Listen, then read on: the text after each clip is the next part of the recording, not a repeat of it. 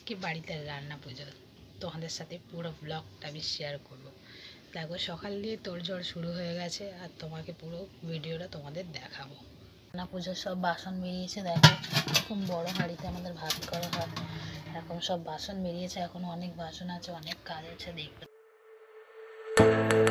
এখানে সবজি কাটা স্টার্ট হয়ে গেছে। সবজির মধ্যে আমাদের যা যা ভাজা করা হয়, আলু, পটল, বেগুন আর হচ্ছে কাঁচকলা, নারকেল ভাজা, মাছ আর চিংড়ি। তো এখন সবে আলু আর পটল আর বেগুনগুলো সবজি সব কাটা হচ্ছে। আর এখানে মা দেখো কড়াই বসাচ্ছে তাল চচ্চড়ি, যেটাকে বলে শুকনো একটা ডালের তরকারি, সেটা রেডি করছে মা।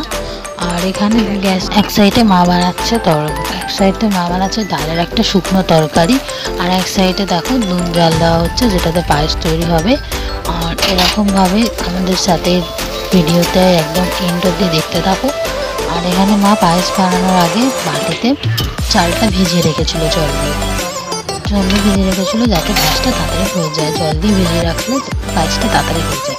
তো এখানে মা ডালের তরকারিটা বসিয়ে দিয়েছে, বসানো অবধি এরপর দেখো শুকনো তরকারিটা হয়ে গেছে, নামিয়ে নিয়েছে। এরপর একে একে সব ভাজা হবে, যেরকম হচ্ছে এখানে এখন আলু ভাজা হচ্ছে, আলু ভাজা হচ্ছে, এরপর পটল ভাজা হবে, তারপরে হবে কাঁচকলা ভাজা, তারপরে হবে বেগুন ভাজা, আর এখানে তারপরে হবে মাছ ভাজা। তো একে একে সব রকমের ভাজাগুলো রেডি হচ্ছে, দেখতে পাচ্ছ। আর একটা জিনিস মিস করে দিলাম, সেটা হচ্ছে নারকেল ভাজা। নারকেল ভাজাটাও এর মধ্যে অ্যাড হয়, তো নারকেলটাও ভাজা হচ্ছে এখানে। আর একদিকে দেখো পুরো একদিকে মাছটা ভাজা হচ্ছে, আর একদিকে মা করছে কচু শাক। এখানে ঠাকুমা ময়দা মাখাচ্ছে, যেটা দিয়ে হবে কিনা মালপোয়া শাক বানানো হচ্ছে। আর এখানে হচ্ছে 5 মিশালি সবজি, 5 মিশালি মানে 5 রকমের সবজি নানা রকমের মিশিয়ে সেটা একটা তরকারি বানানো হয়। সেটাও মাছের কিছু একটা তেল দিয়ে ওটা বানানো হয়। তো মা ওটা তৈরি করছে। আর দেখো রেডি করতে করতে, রান্না করতে করতে বেজে গেল 3টে। আর এর মধ্যে হয়ে গেল সব ভাজা তরকারি, ওর মধ্যে দেখলে সব রান্না হওয়ার পর ভাতটা বানানো বাকি ছিল, তো ভাতটা বানানো হয়ে গেল, রেডি হয়ে গেল। রেডি হওয়ার পর নারকেল নাড়ুও বানানো হয়ে গেল। আর ভালো লাগছিল না, আমার চোখের অবস্থা দেখো, একদম ভালো লাগছিল না।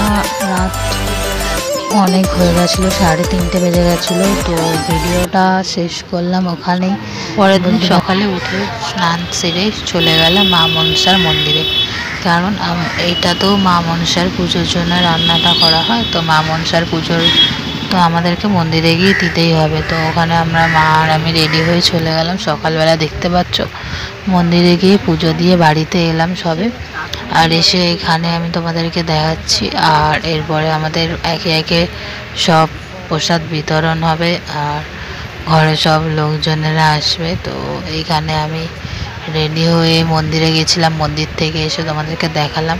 আর এখানে মা তৈরি করছে নাগ নাগিনের প্রসাদ, যেটা দেখতে পাচ্ছ থালায় ভাত দিয়ে নানা রকমের খাবার বা প্রসাদ দিয়ে সেটাকে একটা রেডি করে ভগবানের জন্য ভোগ লাগানো হচ্ছে, নাগ নাগিন দেবতার জন্য। তো পুরো ভিডিওটা দেখো। মা এখানে পুরো দুধখানা থালা সাজিয়ে নিয়েছে। একে মন্দিরে মা মনসার কাছে পুজো দিয়ে আসার পর বাড়িতে এরকমভাবে এসে উনুনেও আমাদেরকে পুজো করতে হয়। তো দেখো এখানে একটা ডাল বসিয়ে ভালো করে ফুল দিয়ে সাজিয়ে এখানে মা মনসার পুজো করা হচ্ছে, আলুয়া জ্যোতিবা বিশ্বকর্মা। তো এখানে দুখানা পুজো একসাথে এরকমভাবে হয়ে যাচ্ছে। তো মা এখানে ফল মিষ্টি প্রসাদে দিয়ে ভালো করে পুজো করছে মাকে। তো এখানে দেখো দুখানা থালা আমাদের সাজানো হয়েছে। দুখানা থালা সাজানোর কারণ হচ্ছে একটা নাগ আর নাগিনের জন্য, দুজনের জন্য এরকমভাবে প্লেট সাজানো হয়। আর এখানে মা মনসাকেও। ভিডিওটা শেষ করছি। আমার চ্যানেলটা অতি অবশ্যই সাবস্ক্রাইব করো, আর লাইক শেয়ার কমেন্ট করো।